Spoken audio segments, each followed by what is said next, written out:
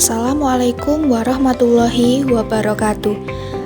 Perkenalkan, saya Siti Ulfa Azizah dengan NIM 240403020004, Prodi Sistem Informasi. Di kesempatan kali ini, saya akan menjelaskan hasil proposal proyek kampanye pencegahan kekerasan di lingkungan kampus Universitas PGRI Kanjuruhan Malang secara singkat. Dipimpin oleh Bapak Dr. Andri Franciscus Gultom, MPHIL, proyek ini bertujuan menciptakan lingkungan kampus yang lebih aman dan suportif melalui distribusi brosur informatif. Proyek ini diangkat sebagai bentuk kepedulian terhadap maraknya kasus kekerasan di lingkungan kampus yang seringkali tidak terlihat dan tidak dilaporkan. Melalui pendekatan edukatif dan kampanye langsung kepada mahasiswa, saya berharap dapat meningkatkan kesadaran dan mendorong terciptanya lingkungan kampus yang lebih aman, inklusif, dan bebas dari kekerasan. Kampanye ini merupakan inisiatif kelompok 3 dari mata kuliah wajib kurikulum Universitas PGRI Kanjuruhan Malang tahun 2025. Dari ringkasan kampanye dan hasil yang diharapkan terdapat yang pertama, tujuan kampanye. Tujuan kampanye ini yaitu meningkatkan kesadaran mahasiswa tentang kekerasan seperti kekerasan seksual, perundungan di kampus melalui distribusi brosur informatif. Yang kedua ada konten brosur. Konten brosur ini memiliki definisi dan jenis kekerasan, tanda-tanda, hak korban, dan langkah pelaporan. Didistribusikan di titik strategis dan melalui dosen atau organisasi mahasiswa. Yang ketiga ada hasil yang diharapkan. Hasil yang diharapkan yaitu peningkatan pemahaman mahasiswa, tercapainya lingkungan kampus yang aman, dan bertambahnya laporan atau konsultasi terkait kekerasan. Selanjutnya, adapun latar belakang dan juga rumusan masalah. Latar belakang dari perundungan yaitu tindakan mengintimidasi seseorang, baik fisik maupun psikis. Seringkali karena kurangnya pendidikan moral, kekerasan di kampus termasuk fisik, psikologis, dan seksual merupakan masalah serius yang sering tidak terlaporkan karena kurangnya pemahaman dan sosialisasi kebijakan pencegahan. Program kampanye ini diharapkan dapat menangani perundungan melalui edukasi dan dukungan bagi korban, melibatkan seluruh elemen kampus. Adapun rumusan masalah yang pertama yaitu bagaimana tingkat pemahaman mahasiswa Universitas PGRI Kanjuruhan Malang mengenai berbagai bentuk kekerasan di kampus. Yang kedua, seberapa efektif metode distribusi brosur dalam meningkatkan kesadaran mahasiswa tentang pencegahan kekerasan. Selanjutnya, pendekatan pemecahan masalah dan kajian pustaka, yaitu ada edukasi. Edukasi ini memberikan pemahaman mendasar tentang jenis-jenis kekerasan, dampaknya, dan cara identifikasi. Yang kedua ada aksi. Aksi ini memandu korban atau saksi dalam melapor kepada Satgas PPKS Unikama melalui saluran yang tersedia di kampus. Yang ketiga ada advokasi, mendorong partisipasi aktif mahasiswa dalam menciptakan lingkungan kampus yang aman. Dari kajian pustaka mencangkup kekerasan di kampus, strategi pencegahan, dan efektivitas brosur sebagai media kampanye. Penelitian ini menguji efektivitas brosur cetak dan digital, memadukan edukasi hak korban dengan mekanisme pelaporan terstruktur serta evaluasi. Terdapat masyarakat sasaran dan masalah utama. Masyarakat sasaran yaitu mahasiswa. Mahasiswa merupakan kelompok paling rentan sebagai korban, pelaku, atau saksi perundungan. Orang tua berperan dalam pengawasan dan dukungan emosional. Dosen atau staf kampus bertanggung jawab menciptakan lingkungan aman.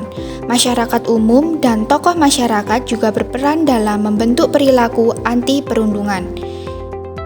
Masalah utama: kurangnya pemahaman tentang definisi dan bentuk perundungan, ketidakmampuan mengidentifikasi tanda-tanda, dan kurangnya pengetahuan tentang dampaknya. Rendahnya keberanian melapor, minimnya pengetahuan saluran bantuan, dan kurangnya kompetensi penanganan bagi orang dewasa juga menjadi masalah. Metode penelitian yaitu tahap dan indikator. Yang pertama, persiapan. Persiapan ini memiliki identifikasi masalah melalui observasi dan wawancara, pengembangan materi brosur berbasis teori pencegahan kekerasan, dan validasi konten oleh ahli. Yang kedua, pelaksanaan kampanye. Pelaksanaan kampanye ini distribusi brosur di titik strategi selama 2 minggu, melibatkan relawan dan dosen, serta sesi tanya jawab untuk memastikan pemahaman. Yang ketiga, pengumpulan data. Wawancara semi terstruktur dengan mahasiswa, FGD dengan perwakilan organisasi mahasiswa, dan analisis dokumen peningkatan laporan kekerasan.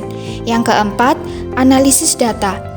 Triangulasi data wawancara, FGD, dan dokumen. Analisis tematik untuk mengidentifikasi pola respon mahasiswa terkait efektivitas brosur. Yang kelima, evaluasi dan pelaporan. Indikator keberhasilan meliputi peningkatan pemahaman, kenaikan laporan, dan umpan balik positif. Laporan akhir disusun dalam bentuk artikel ilmiah dan rekomendasi kebijakan. Selanjutnya, hasil yang dicapai dan keberlanjutan kampanye.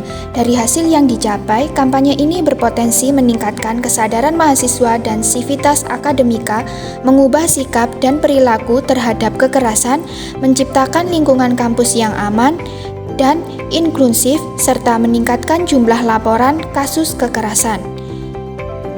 Kemudian, keberlanjutan kampanye.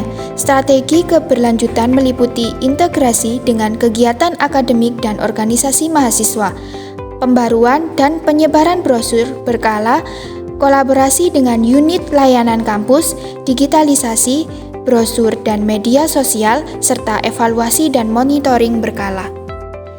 Kesimpulan dan saran dari proyek ini yaitu kampanye pencegahan kekerasan melalui distribusi brosur berpotensi besar menciptakan lingkungan kampus yang aman dan inklusif. Brosur efektif meningkatkan kesadaran tentang bentuk kekerasan, dampaknya, serta pentingnya pelaporan dan pencegahan. Hasil yang diharapkan mencangkup peningkatan pengetahuan, perubahan sikap, peningkatan laporan, dan lingkungan kampus yang mendukung. Yang pertama, untuk pihak kampus, jadikan kampanye sebagai program berkelanjutan terintegrasi dengan kegiatan kemahasiswaan dan akademik. Yang kedua, untuk mahasiswa dan organisasi, terlibat aktif dalam penyebaran informasi dan menjadi agen perubahan budaya kampus bebas kekerasan. Yang ketiga, untuk pihak terkait, perkuat koordinasi dengan pengelola kampanye untuk menindaklanjuti laporan dan menyediakan layanan pemulihan. Yang keempat, untuk evaluasi dan monitoring, lakukan rutin untuk mengukur efektivitas dan perkembangan sikap warga kampus. Berdasarkan proposal proyek dengan nama kampanye pencegahan kekerasan dengan metode distribusi brosur oleh kelompok 3 Universitas PGRI Kanjuruhan Malang, menjelaskan analisis SWOT pada proyek awal. Yang pertama, strike materi kampanye relevan dan menyasar langsung isu nyata atau kekerasan di kampus, mudah disebar melalui brosur. Yang kedua, weakness, efektivitas brosur terbatas tanpa tindakan lanjut atau butuh kombinasi metode lain. Yang ketiga, opportunities, dapat dijadikan program jangka panjang terintegrasi dengan kegiatan kampus. Yang keempat, thirds, kurangnya minat membaca mahasiswa, budaya diam terhadap kekerasan, dan minimnya sistem pelaporan yang aman.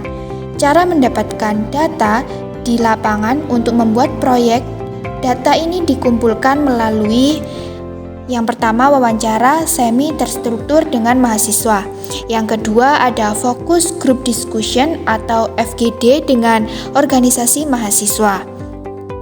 Dari Data tersebut menemukan masalah yang ada di lapangan, yaitu minimnya pemahaman tentang bentuk kekerasan, ketidakketahuan cara melapor, rendahnya keberanian untuk bertindak, brosur yang ditempelkan di tempat umum kurang menarik perhatian, dan juga kurangnya konten edukatif yang berkelanjutan.